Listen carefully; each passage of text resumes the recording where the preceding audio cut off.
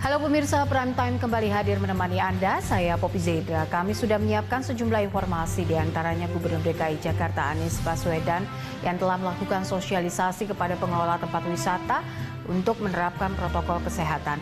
Sementara pusat perbelanjaan juga terus mempersiapkan protokol kesehatan jelang pembukaan operasional mereka pada tanggal 15 Juni mendatang.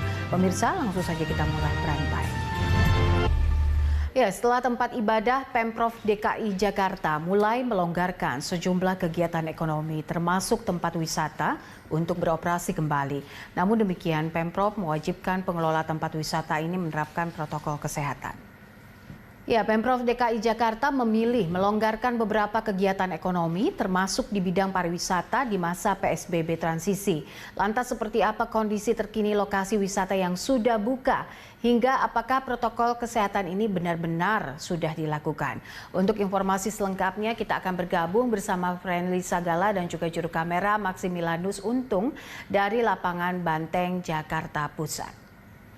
Kita beralih ke informasi selanjutnya, pemirsa. Gubernur DKI Jakarta Anies Baswedan memastikan pihaknya telah melakukan sosialisasi kepada pengelola tempat wisata untuk menerapkan protokol kesehatan. Langkah ini dilakukan guna memutus penyebaran COVID-19.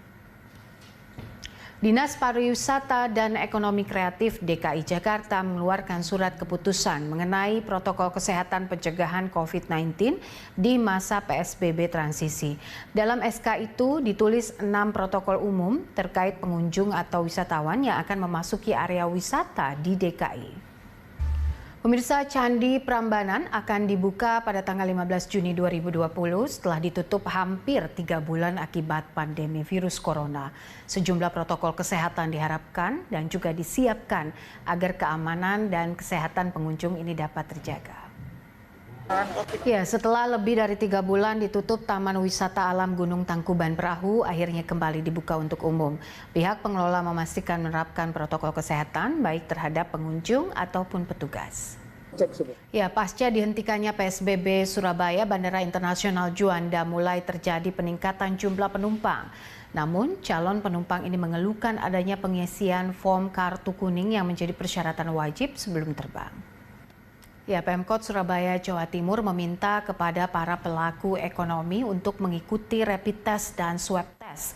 Sebelumnya, Pemkot Surabaya juga memastikan tidak memperpanjang masa PSBB. Pemirsa, pasca banjir rob yang melanda sebagian wilayah di Kota Pekalongan, Jawa Tengah berdampak pada ratusan hektar area lahan tambak udang Faname yang mengalami gagal panen. Akibatnya, ratusan petambak ini mengalami kerugian dengan jumlah akumulasi mencapai miliaran rupiah. Ya, hujan deras yang mengguyur Kabupaten Jeneponto dan Bantaeng, Sulawesi Selatan hari Jumat kemarin membuat debit air bendungan Kareloe meluap. Akibatnya ratusan rumah warga terendam dan memaksa warga ini mengungsi ke tempat yang lebih aman. Anda menyaksikan News Update, saya Poppy Zaidra. Pemirsa, Komisi Pemilihan Umum resmi menjadwalkan pemungutan suara Pilkada serentak 2020 pada tanggal 9 Desember mendatang. Kampanye dilakukan pada tanggal 26 September hingga 5 Desember dengan jumlah peserta terbatas dan tetap menerapkan protokol kesehatan saat pandemi COVID-19. Ya, pemirsa, demikian News Update. Nantikan News Update berikutnya 1 jam datang. Anda menyaksikan News Update, saya Poppy Zaidra. Pemirsa, kasus positif COVID-19 di Sulawesi Selatan terus bertambah. Sulsel mencatatkan penambahan 58 kasus baru, sehingga total positifnya menembus 2.582 kasus per hari Jumat kemarin. Meski demikian, gugus tugas Sulawesi Selatan optimistis perkiraan pada bulan Juni adalah puncak pandemi di Sulawesi Selatan. Pemirsa, nantikan News Update berikutnya 1 jam mendatang.